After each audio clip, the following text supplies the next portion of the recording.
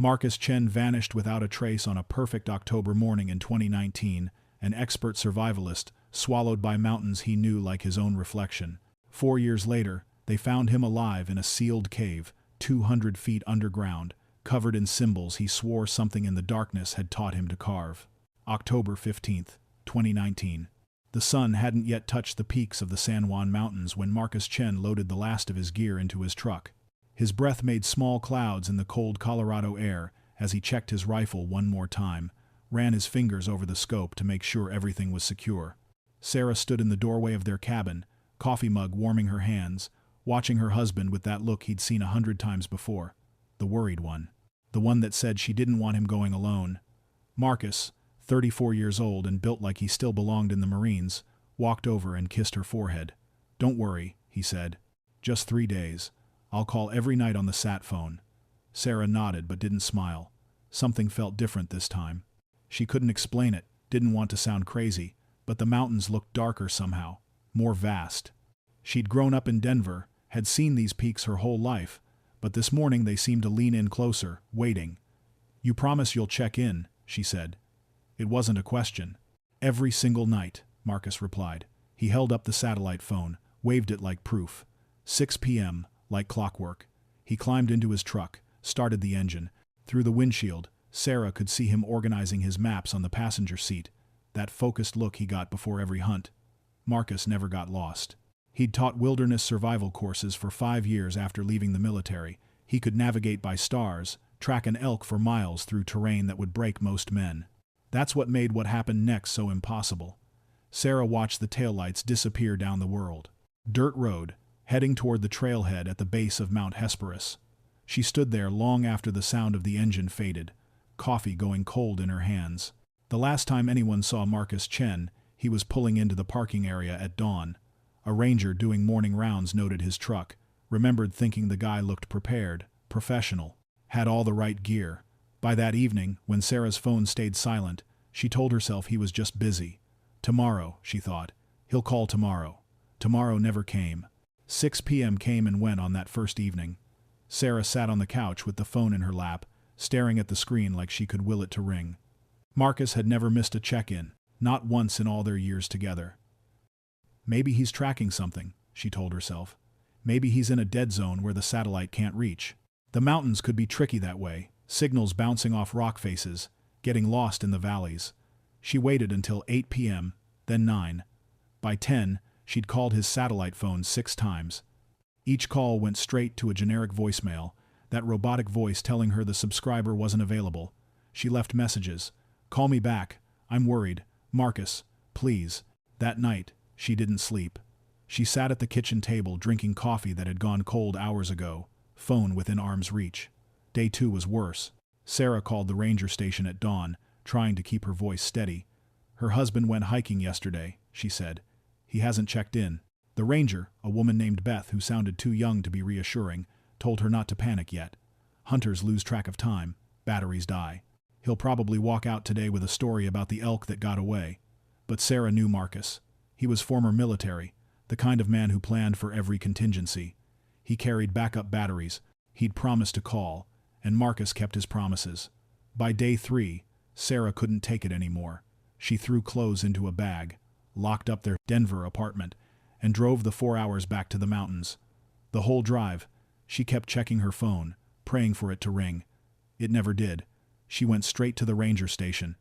This time, she wasn't asking, she was demanding. "My husband is missing. His name is Marcus Chen. He went up 3 days ago and he hasn't called, and this isn't like him and something is wrong." The ranger behind the desk, an older man with kind eyes, picked up his radio. He looked at Sarah and she saw it in his face. He believed her. They mobilized search and rescue within the hour. The search and rescue team reached the trailhead by noon on day 3. Sarah stood beside Marcus's truck, her hand on the hood like she could feel some trace of him still there. The vehicle sat perfectly centered in the parking space, no signs of rush or panic. Everything looked normal. That was the problem. Lieutenant Hayes, a man in his 50s who'd run mountain rescues for 20 years, organized his team with quiet efficiency. 8 volunteers spread out, checking the truck first. They found Marcus's spare keys in the magnetic box under the wheel well, his registration in the glove box, a half-empty water bottle in the cup holder. All his permits are in order, Hayes told Sarah. He checked in with the ranger station when he arrived, signed the logbook at 6:42 a.m. on the 15th. What about his gear? Sarah asked. Did he take everything? They opened the truck bed. That's when things got strange. Marcus's tent was still there, neatly rolled. His sleeping bag, his camp stove, his extra food supplies. Everything a hunter would need for 3 days in the mountains. He only took his day pack, Hayes said, frowning. His rifle, water, probably some snacks. Like he was planning to come back the same day. But he told me 3 days, Sarah said. He packed for 3 days. Hayes looked at the mountains, then back at the truck. Sometimes plans change. Maybe he saw something, decided to track it, figured. He'd make camp later. The search dogs arrived an hour later. 2 German shepherds trained for wilderness rescue, eager and alert. Their handler, a woman named Maria, let them smell a shirt from Marcus's gym bag. The dogs took off immediately, pulling hard on their leashes, noses to the ground. The team followed them up the main trail, through aspens already turning gold, past clearings where elk had bedded down. The dogs were confident, following a clear scent. Then, half a mile up, both dogs stopped. They circled the same spot on the trail, whining, confused. Maria urged them forward, but they wouldn't go. It was like the scent just ended. Disappeared into thin air. Detective Rita Morales arrived on day 4. She was the kind of cop who made people nervous just by being quiet, watching everything with dark eyes that missed nothing. 23 years with Denver PD before transferring to mountain counties, she'd seen her share of missing hikers. But something about this case felt wrong from the start. She walked the trail herself, stood at the spot where the dogs lost the scent. The ground was hard-packed dirt, some scattered pine needles. Nothing unusual, no disturbance in the surrounding brush, no broken branches, no boot prints leading off trail into the forest. Detective Morales knelt down, ran her fingers over the earth. In her experience, scent trails didn't just stop. Dogs could track through water, over rock, even after rain. But here, it was like Marcus Chen had simply ceased to exist at this exact point. She called in a forensics team. They spent 6 hours going over every inch of the area. No blood, no torn fabric, no signs of struggle or violence. The team expanded outward in a grid pattern, metal detectors sweeping for his rifle, any equipment he might have dropped. Nothing. What about animal attacks? Sarah asked when Morales came down from the mountain that evening. Could a bear or mountain lion have? Morales shook her head. No. If an animal took him, there would be evidence. Blood, drag marks, scattered gear. Predators don't clean up after themselves. Then, what happened to him? Sarah's voice cracked. Where did he go? That's what I intend to find out. Over the next week, they expanded the search to 50 square miles. Helicopters with thermal imaging flew grid patterns over the terrain. Volunteers walked shoulder to shoulder through valleys and over ridges. They checked every cave entrance, every ravine, every place a person could fall or hide or shelter. If stories like this move you, don't forget to subscribe to our channel, leave a like, and share in the comments where you're watching from. The weather had been perfect that week. No storms, no sudden temperature drops, nothing that would force an experienced outdoorsman to make a fatal mistake. Marcus Chen had vanished in ideal conditions, on a trail he knew, with all the skills needed to survive. Detective Morales had worked hundreds of missing person cases. This was the first one that made no sense at all. It was like the mountain had swallowed him whole.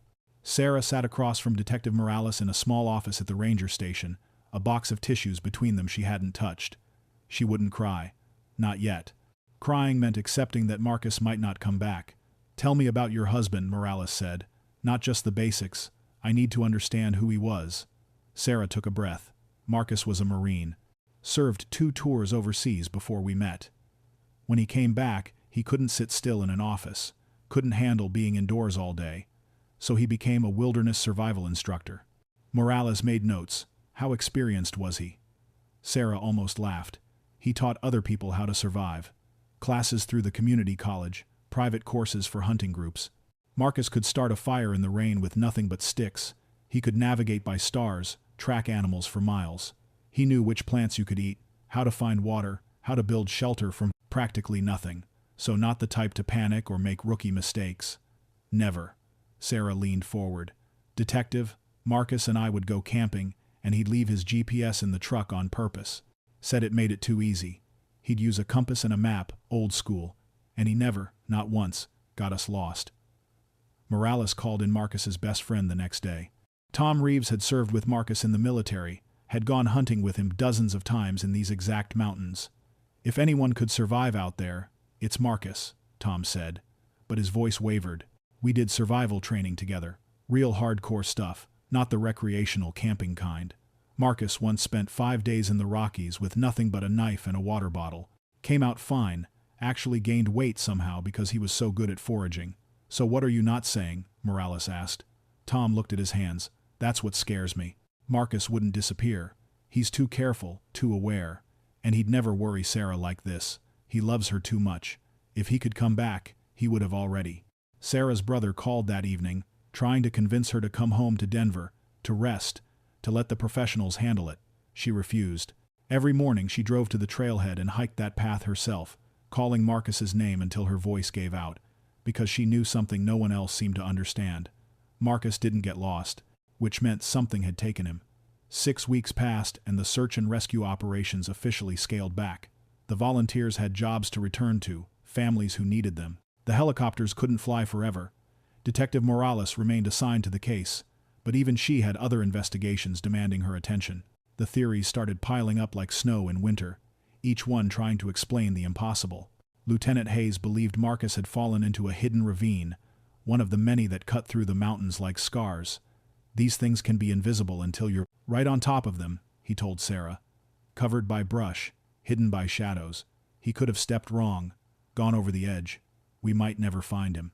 But the search dogs would have found that, Morales countered. They would have tracked him to the edge, alerted on the scent going down. Another theory came from a wildlife expert brought in from the state. Mountain lion attack. They're ambush predators, silent, efficient. Could have dragged him off before he even knew what happened. Morales walked him through the evidence, or lack of it. No blood, no torn clothing, no drag marks, no scat, no tracks. The expert went quiet. You're right, he finally said. That doesn't fit. Tom Reeves had his own theory, one he barely wanted to voice. What if Marcus wanted to disappear? What if he's out there somewhere, alive, and he chose this? Sarah nearly hit him. She would have if Detective Morales hadn't been standing right there. Marcus would never do that to me. Never. But the question hung in the air anyway. They investigated it because they had to. Checked Marcus's bank accounts. No unusual withdrawals. Talked to his employer, his friends, his family. Everyone said the same thing. Marcus was happy. Loved his wife. Loved his life. Had no reason to vanish. By December of 2019, the case went cold. Officially, Marcus Chen was listed as a missing person, presumed dead due to misadventure in the wilderness. The file stayed open, but no one was actively working it anymore. Detective Morales kept coming back to that spot on the trail where the scent ended. She'd been doing this job long enough to trust her gut, and her gut said something was wrong. Not wrong like an accident or an animal attack. Wrong like something that didn't follow the normal rules. That scent trail shouldn't have just stopped. It was impossible. But impossible things don't happen in police work. There's always an explanation. She just hadn't found it yet. January of 2020 brought heavy snow to the San Juan Mountains. Most trails became impassable, buried under drifts that reached 6 feet in places. The search for Marcus Chen was officially suspended until spring thaw.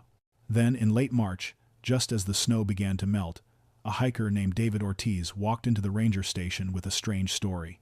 I know this sounds crazy, he told the ranger on duty, but I heard something up there. Something that didn't belong. The ranger, the same Beth who'd taken Sarah's first call months ago, pulled out an incident report form. Where exactly were you? About 2 miles northeast of where that hunter went missing last fall. I was doing an early season scout, checking conditions. The snow's still deep up there, but it's melting fast. And what did you hear? Ortiz hesitated, like he knew how it would sound. Tapping. Like metal hitting stone. Real rhythmic, you know? Tap, tap, tap, pause, tap, tap, tap, over and over. Could have been a woodpecker, Beth suggested. No. Ortiz shook his head firmly. I know what woodpeckers sound like. This was different. Louder, more deliberate, and it was echoing, like it was coming from underground or inside something hollow. Beth wrote it all down, trying not to sound skeptical. How long did you hear it? Maybe 10, 15 minutes. I tried to track where it was coming from, but the sound bounced all over the place. Mountains do that, make it impossible to pinpoint. Then it just stopped. The report made its way to Detective Morales 3 days later. She read it twice, then called Ortiz herself. He repeated the same story, didn't change any details, didn't embellish. That usually meant someone was telling the truth as they understood it. She organized a small team to investigate. They hiked out to the area Ortiz described, brought sound equipment, tried to pick up any unusual noise. They spent 6 hours in the cold, listening. Nothing. Just whined through the pines, distant bird calls, the normal sounds of mountains waking up from winter. The official conclusion: Ortiz had probably heard construction noise from a distant site, or mining equipment, the sound carrying and distorting across the valleys. It happened sometimes. Mountains played tricks with noise. But Morales kept the report in Marcus Chen's file anyway.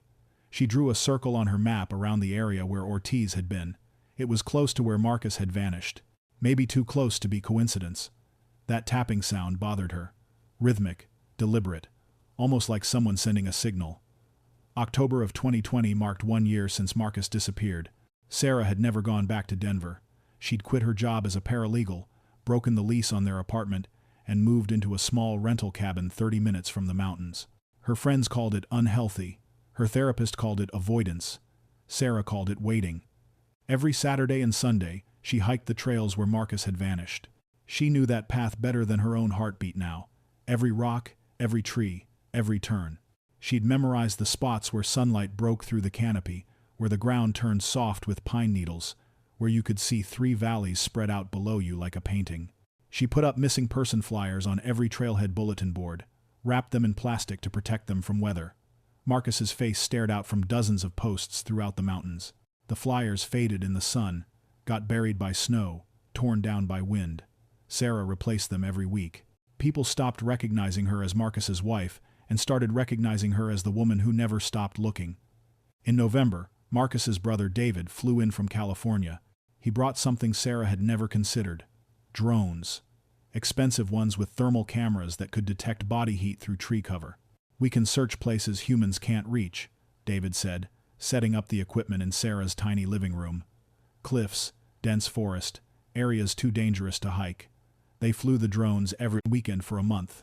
David piloted while Sarah watched the footage on a laptop screen, studying every heat signature. They found deer, elk, a black bear denning for winter. They found nothing human. The snow came heavy that December, shutting down their search until spring.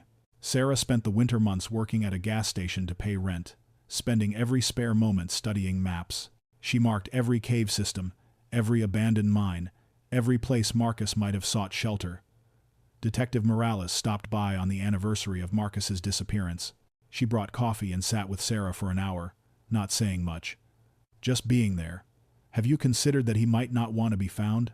Morales finally asked, gentle as she could. Sarah stared at her. "Then why do I keep dreaming about him? Why do I see him calling for help?" Morales had no answer for that. She'd learned long ago that grief did strange things to people, made them see patterns where none existed, made them hold on to hope long past reasonable. But watching Sarah's face, the absolute certainty there, Morales wondered if maybe grief wasn't the only thing at work. The dream started in late January of 2021, 15 months after Marcus vanished. At first, Sarah thought they were just nightmares, her mind processing trauma the only way it knew how. But these dreams felt different, too vivid, too specific, too real. She was in darkness so complete she couldn't see her own hands. Cold stone pressed against her back. Water dripped somewhere nearby, the sound echoing in what felt like a vast space.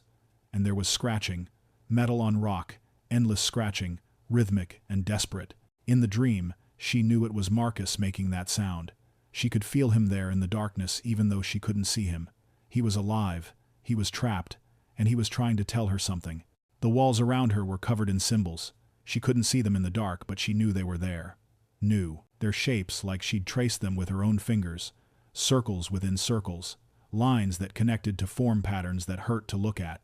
Spirals that went nowhere and everywhere at once. Sarah woke up gasping, her sheets soaked with sweat. Her hand reached for the notebook on her nightstand, the one she'd started keeping by the bed. In the dim glow of her alarm clock, she drew what she'd seen. Her hand moved almost automatically, sketching symbols she didn't understand. The dreams came every night after that. Always the same darkness, always the scratching, always the symbols appearing in her mind like they were being burned there. Her therapist, Dr. Chen, no relation to Marcus, listened patiently during their weekly session. "This is your subconscious trying to make sense of an impossible situation," she explained. "The symbols are your mind's way of creating order from chaos. They don't mean anything real, but Sarah kept drawing them, filled entire notebooks with the symbols from her dreams. She'd wake up in the middle of the night with her hand already reaching for a pen, needing to get the images out of her head before they faded. One morning in March, she spread all the drawings across her kitchen table. Dozens of pages covered in strange markings. She photographed them, posted them online, asking if anyone recognized what they meant. Most responses said they looked like random doodles. A few claimed they were occult symbols. One message stood out, though, from someone with a Ute tribal name. "Those look like old warning signs. Where did you see them?" Sarah stared at the message for a long time before responding. "In my dreams. I think my husband is trying to tell me something." By October of 2021, 2 years had passed since Marcus disappeared. Detective Morales retired that month, moving to Arizona to be closer to her grandchildren.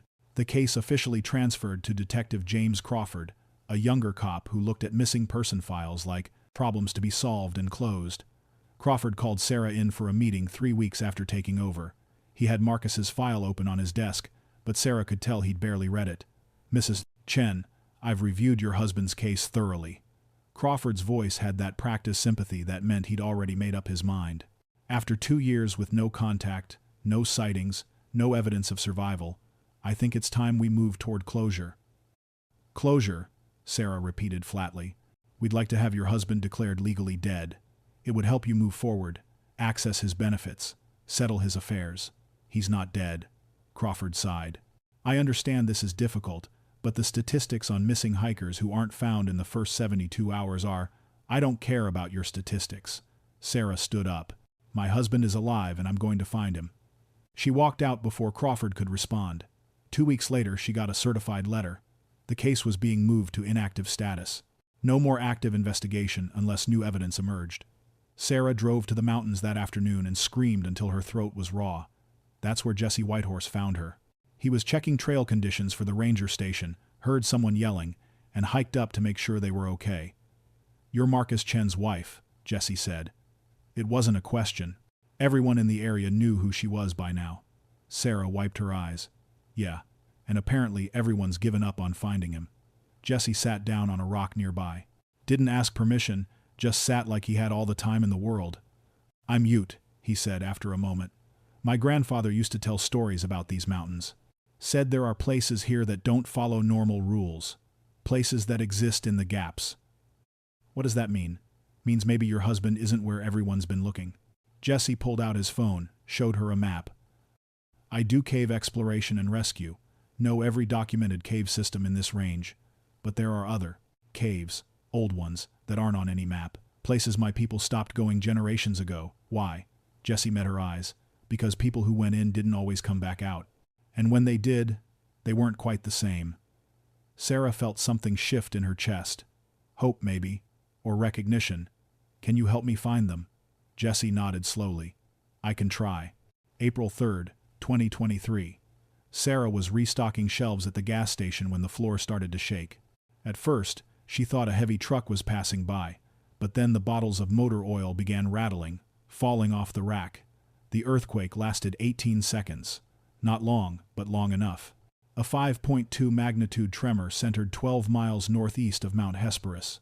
Sarah barely noticed the damage in town. A few cracked windows, some items knocked off shelves. Her mind went immediately to the mountains. By the time her shift ended, the news was reporting rock slides on the northern face of several peaks. Highway 160 was closed while crews cleared debris.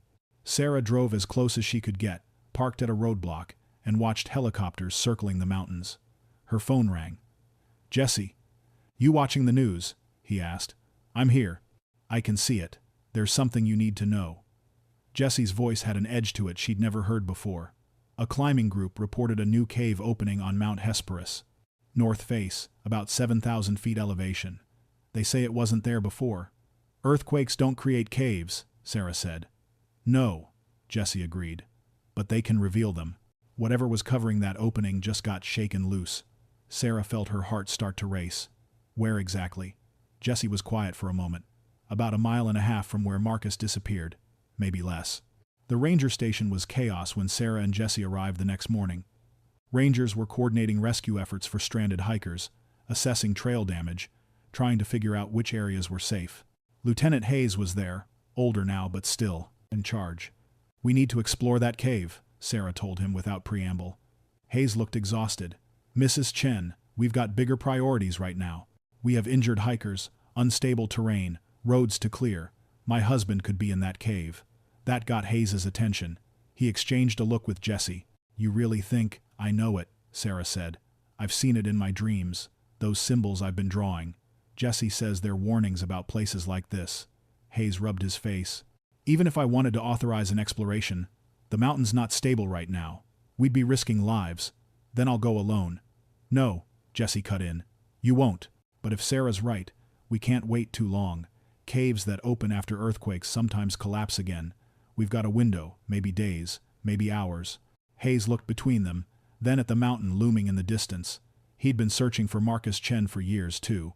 Never found a single trace. "Give me 48 hours to stabilize the immediate area," he finally said.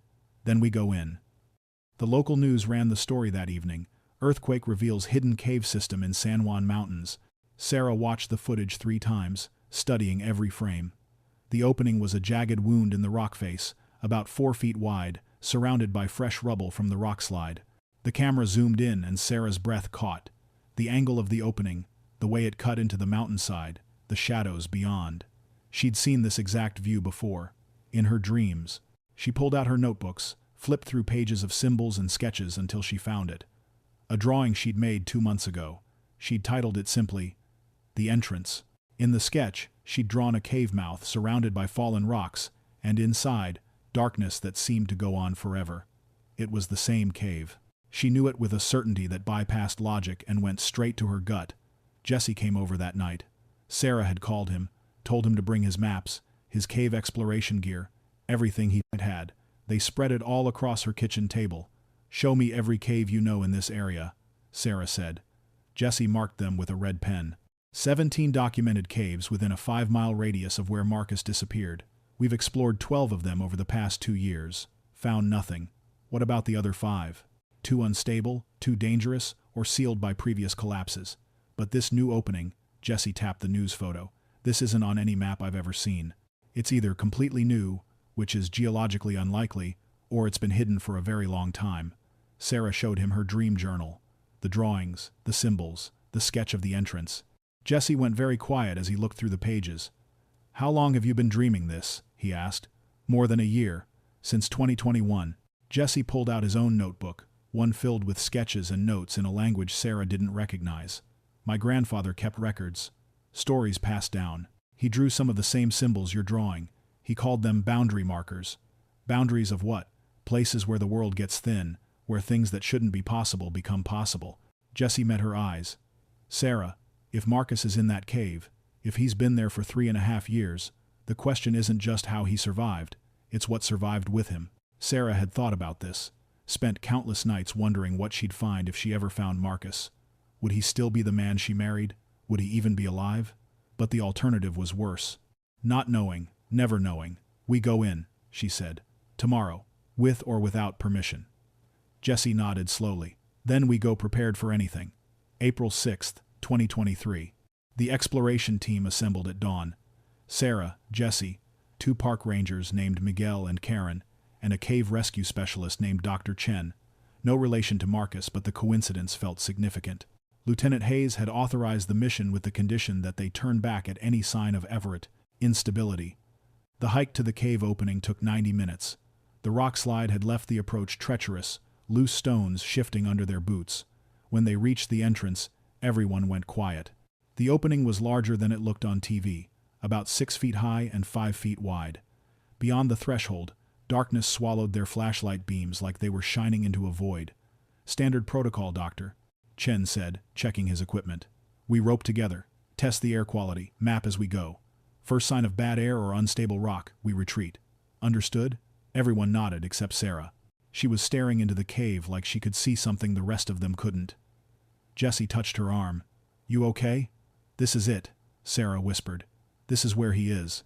They entered single file, headlamps cutting narrow tunnels through the dark. The cave entrance angled downward almost immediately, the floor smooth stone worn by water over thousands of years. The temperature dropped 10 degrees within the first 50 feet. "Air quality is good," Dr. Chen announced, checking his monitor. "Oxygen levels normal. No toxic gases detected." The passage narrowed, then opened into a larger chamber. Their lights revealed a space about the size of a living room, walls glistening with moisture. Stalactites hung from the ceiling like teeth. "Look at this," Miguel called out. He was shining his light on the floor near the far wall, fresh scratch marks in the stone. And something else. They gathered around. Lying in the dirt was a wrapper from an energy bar. The brand was faded but still readable. The same brand Marcus always carried. "How long could this have been here?" Karen asked. "Doctor?" Chen picked it up carefully. "Hard to say exactly. Weeks, maybe months. But not years. Plastic degrades. This is relatively intact." Sarah's hands were shaking. "He was here. He is here." Jesse was examining the chamber walls. "Sarah, you need to see this." She walked over. Jesse's light illuminated a section of wall near the passage that led deeper into the cave system. Carved into the stone, crude but deliberate, were symbols, the same symbols from her dreams. The passage leading from the first chamber descended steeply. They had to use ropes to lower themselves down a 15-foot drop where water had worn the stone smooth as glass. Sarah's heart hammered so hard she could hear it over her own breathing. The air changed as they went deeper. Warmer somehow, despite being further from the surface. Dr. Chen kept checking his monitor, frowning at readings that didn't make sense. "We're 200 feet down now," he said. "Temperature should be dropping, but it's actually risen 3 degrees. Maybe geothermal activity," Karen suggested. "Maybe, Doctor." Chen didn't sound convinced. The passage opened into another chamber and everyone stopped. Miguel's light swept across the space, revealing what could only be called living quarters. A survival blanket, the metallic kind used by hikers, was spread in one corner like a makeshift bed. Nearby sat a small ring of stones, blackened by fire. Around the makeshift camp were scattered items: empty water bottles, a torn piece of cloth, what looked like bones from small animals. Karen knelt by the fire ring, held her hand over it. Still warm, not hot, but warmer than the surrounding rock. This was used recently, within the last few days, maybe. Sarah moved to the survival blanket. On the ground beside it was a backpack, faded and dirty but intact. Her hands shook as she reached for it. She knew before she even opened it. The name tag inside read, "Marcus Chen. He's alive," she breathed. "Oh God, he's alive." Jesse was examining the chamber walls with his flashlight. Found something else. His rifle. "It's here." The rifle leaned against the far wall, unloaded. Next to it were several empty shell casings arranged in a neat row. Miguel picked one up. "These are spent." He fired every round he had. "At what?" Karen asked, and no one wanted to answer. Dr. Chen photographed everything, documented the scene. "Someone survived here for an extended period. The question is how. There's no natural food source this deep. The water source is minimal. By all logic, this shouldn't be possible. But Marcus was military trained," Miguel said. "Survival expert. If anyone could do it, for 3.5 years?" Dr. Chen shook his head. "No. There's something else going on here." Sarah wasn't listening to them debate. She was staring at the passage that led deeper into the cave system, where her light couldn't penetrate the darkness. Marcus had been here, recently, which meant he might still be down there, waiting, or warning them to turn back. They continued deeper, despite Dr. Chen's recommendation to turn back and report what they'd found. Sarah wouldn't hear it. Every step took them further from daylight, further from safety, but closer to Marcus. She could feel it.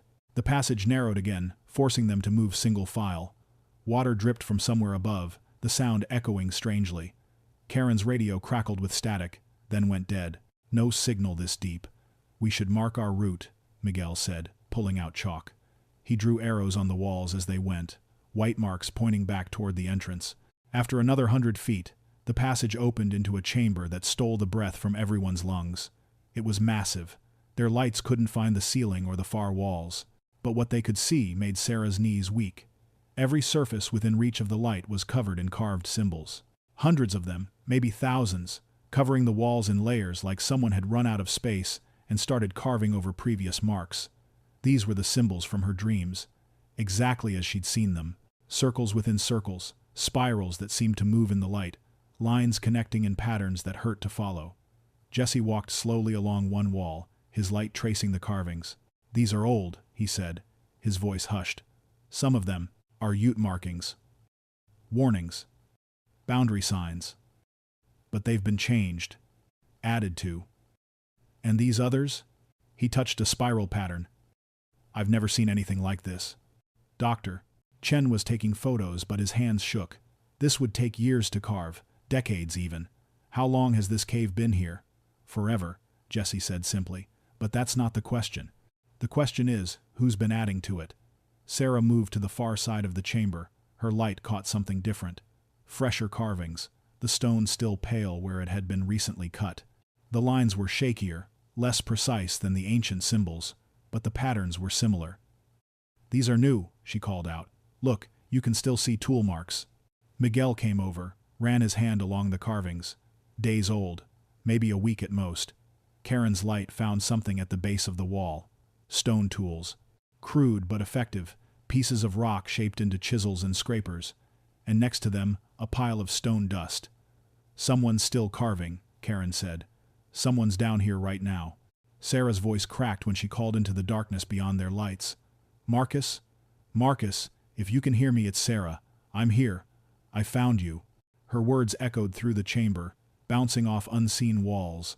Then from somewhere deep in the darkness came a sound, metal scraping against stone. Tap, tap, tap. Pause. Tap, tap, tap. The tapping stopped.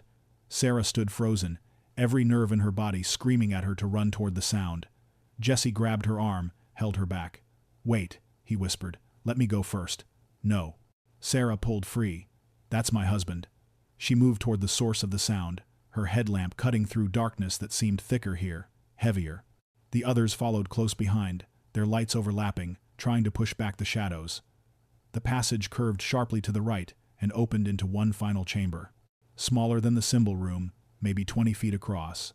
And there, huddled in the far corner, was a figure. At first, Sarah thought it was a trick of the light. The shape was human but wrong somehow. Too thin, too still. Then it moved, flinching away from their lights like an animal. "Marcus," Sarah breathed. She ran to him, dropped to her knees. The man in front of her barely resembled the husband she'd lost 3.5 years ago. His hair hung past his shoulders, matted and filthy. His beard reached his chest, tangled with dirt and debris. His clothes were rags held together by what looked like plant fibers and strips of his survival blanket. But his eyes. She knew those eyes. "Marcus?" She reached for him and he jerked back, pressing himself against the wall. "Sarah, is that really?" His voice was hoarse, unused, like he'd forgotten how to speak. "Am I dreaming again?" "You're not dreaming. I'm here. I'm real." Sarah was crying now, couldn't stop. "We found you. Oh God, we found you. Doctor." Chen pushed forward, medical training overriding shock. "Sir, my name is Dr. Chen. We're here to help. Can you tell me if you're injured?" Marcus stared at him, then at the others. His eyes were strange in the light, pupils too wide, like they'd adapted to the darkness. He clutched something in his hands. Stone tools, primitive chisels he'd made from rocks. "Had to finish," Marcus whispered. "Had to finish the message before it was too late." "What message?" Jesse asked gently.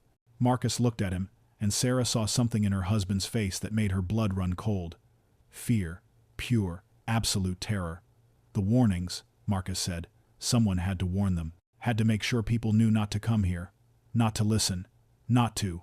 He stopped, tilted his head like he was hearing something none of them could hear. "It knows you're here now," he whispered. "It knows. And it's not going to let you leave." The helicopter lifted off from the mountainside at 3 p.m., Marcus strapped to a stretcher, Sarah holding his hand. He kept trying to look back at the cave entrance, his eyes wild, saying the same thing over and over. "Seal it. You have to seal it." The flight to Denver took 40 minutes. Emergency room doctors swarmed him the moment they landed. Sarah was pushed to a waiting room where she sat in shock, unable to process that Marcus was alive, that she'd actually found him. Lieutenant Hayes arrived 2 hours later. He sat down next to her without speaking, just present. When the doctor finally came out, they both stood. "Your husband is severely malnourished and dehydrated," Dr. Patel said. "But honestly, he should be dead. What he's survived is," she paused, searching for words, "medically improbable." "What does that mean?" Sarah asked. "It means I've treated mountaineers who died after 3 weeks of exposure. Your husband survived 3.5 years in a cave. His body has adapted in ways I've never seen. His eyes, for instance. The pupils are permanently dilated, evolved for near total darkness. His metabolism has slowed to roughly 60% of normal. He's essentially been in a state of semi-hibernation." "Is that possible?" Hayes asked. "Not according to any medical text I've read." Dr. Patel pulled up scans on her tablet. "His muscle mass is depleted, but not as much as it should be. His organs are functioning at reduced capacity, but still viable.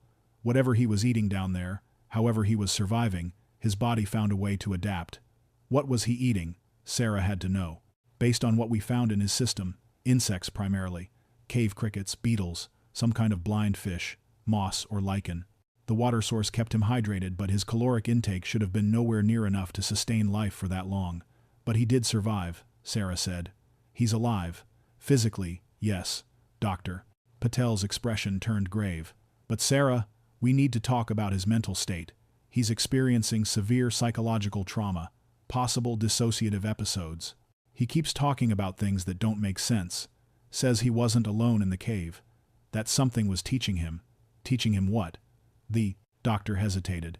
"He won't say. Every time we ask, he just starts drawing those symbols. We had to sedate him because he wouldn't stop. He was carving them into his arms with his fingernails." Sarah felt the room tilt. "Can I see him?" "He's sleeping now." "But Sarah," Dr. Patel touched her arm gently, "prepare yourself. The man in that room, he may look like your husband. But 3.5 years in isolation, in darkness, changes a person. He may never be the Marcus you remember." 3 weeks passed before Marcus could speak coherently. Sarah visited every day, sitting by his bed, holding his hand while he stared at the ceiling. Sometimes he seemed to recognize her. Other times he looked right through her like she was made of glass. Detective Crawford came to interview him on May 2nd, 2023. Sarah insisted on being present. Marcus had gained 12 pounds. His beard was trimmed, his hair cut. He looked more human now, but his eyes still had that strange quality, pupils too wide, like they couldn't quite adjust to normal light. "Marcus, can you tell us what happened the day you disappeared?" Crawford asked gently. Marcus was quiet for a long time. When he finally spoke, his voice was flat, empty of emotion. "I was tracking an elk. Big bull, 8 points. Followed it off trail, up through the ridgeline. I should have stayed on the path, but I wanted that elk." He paused, his hands gripping the bedsheets. "The ground gave way. Just collapsed under me. I fell maybe 30 feet into a hole that shouldn't have been there. Broke my leg on impact. The pain was—" He stopped, swallowed. "I screamed, but no one heard." "What happened next?" Crawford prompted. "I tried to climb out, but the walls were too smooth, too steep. My leg was useless. Then there was another collapse. Rocks fell from above, sealed the opening I'd fallen through. It got dark, completely dark. I've never experienced darkness like that. It was alive somehow." Sarah reached for his hand. Marcus looked at her like he was seeing her for the first time. "I thought I'd die there," he continued. "First day, second day. But I found water, heard it dripping, followed the sound deeper into the cave. There was a whole system down there. Chambers, passages. I found the fish, blind things, albino. I ate them raw at first. Later I figured out how to make fire with rocks and my bootlaces." "How did you survive for 3.5 years?" Crawford asked. "That's what we can't understand." Marcus's eyes went distant. "I don't know. Time stopped meaning anything after the first few months. I just existed. Slept when I was tired, ate when I was hungry, drank water when I found it. My body learned to need less." "And the symbols?" Sarah asked quietly. "Why did you carve them?" Marcus looked at her and she saw fear flash across his face. "Because they told me to." "Who told you to?" Marcus closed his eyes. "Whatever lives in that darkness." Jesse arrived at the hospital 2 days after Marcus's interview. He brought his grandfather with him, an elder named Thomas Whitehorse, who walked with a cane and had eyes that seemed to see through things rather than at them. Sarah met them in the hospital cafeteria. Jesse spread photographs across the table, images of the symbols carved throughout the cave system. Thomas studied them in silence for a long time, his weathered hands trembling slightly. "These are old warnings," Thomas finally said. His voice was soft but firm. "My people carved some of these symbols generations ago. They mark sacred places, dangerous places, places where the boundary between worlds grows thin." "What does that mean?" Sarah asked. Thomas touched one photograph, a spiral pattern that seemed to pull the eye inward. "There are places on this earth that existed before humans, places that remember what came before us. We were taught to avoid them, to mark them so others would know. But over time, people forget. They stop believing." Jesse leaned forward. "Grandfather, Marcus said something was in the cave with him, that it taught him to carve these symbols." Thomas nodded slowly, like he'd expected this.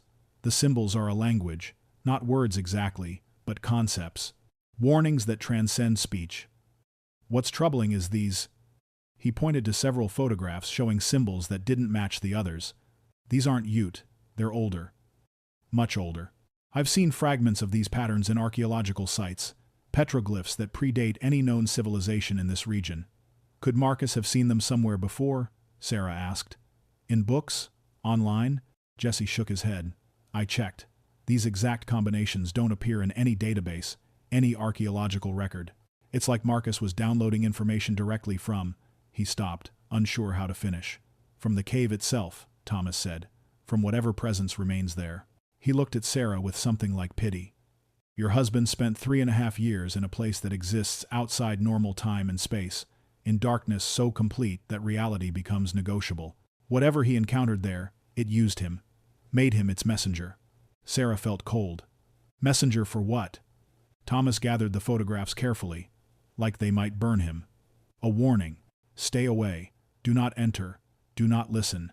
The symbols aren't just decorative, Mrs. Chen. They're a containment system. Ancient peoples marked that cave to keep something in, not to keep people out. And now your husband has spread those markings beyond the cave's boundaries." Jesse pulled out his phone, showed Sarah something he'd photographed that morning. Fresh symbols carved into trees near the cave entrance. The same patterns Marcus had been drawing. "He was down there last night," Jesse said quietly. "Hospital staff said he disappeared from his room for 3 hours.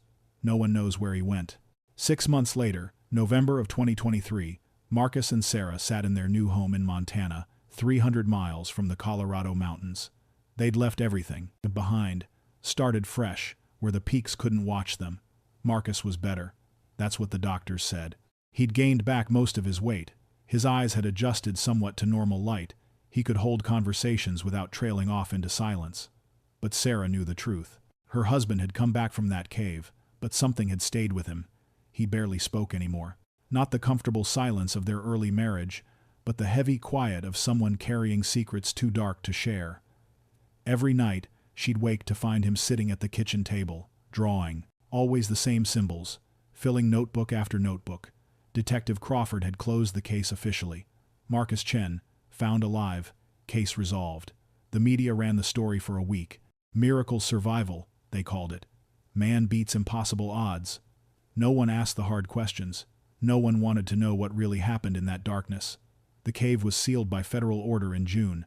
Too dangerous, they said. Unstable rock formation, risk of collapse. Lieutenant Hayes told Sarah privately that it was more than that. Geological surveys had detected strange electromagnetic readings emanating from deep within the cave system. Readings that fluctuated in patterns, almost like... "Like what?" Sarah had asked. "Like communication," Hayes said. "Like something down there was trying to reach out." Sarah walked into the kitchen now, found Marcus at the table as expected. But tonight was different. He wasn't drawing symbols. He was looking at satellite images on his laptop, his face illuminated by the blue glow of the screen. "Marcus, what are you doing?" He turned to her, and she saw something in his eyes she hadn't seen since before he disappeared. Clarity, purpose, terror. "I wasn't alone in that cave, Sarah. I told everyone that, but no one listened. There's something under those mountains, something old. And I think..." His hands shook as he zoomed in on the satellite image. "I think there are more." The screen showed a topographical map of the San Juan mountain range. Marcus had marked dozens of locations, each one showing the same strange pattern of underground cave systems, all connected, all leading back to where he'd been found. "These weren't here before," he whispered. "Or maybe they were always here and we just couldn't see them. But they're growing, spreading, and I think it's because I opened a door that should have stayed closed. Sarah looked at the map, at the patterns that seemed to mirror the symbols Marcus had been carving for months.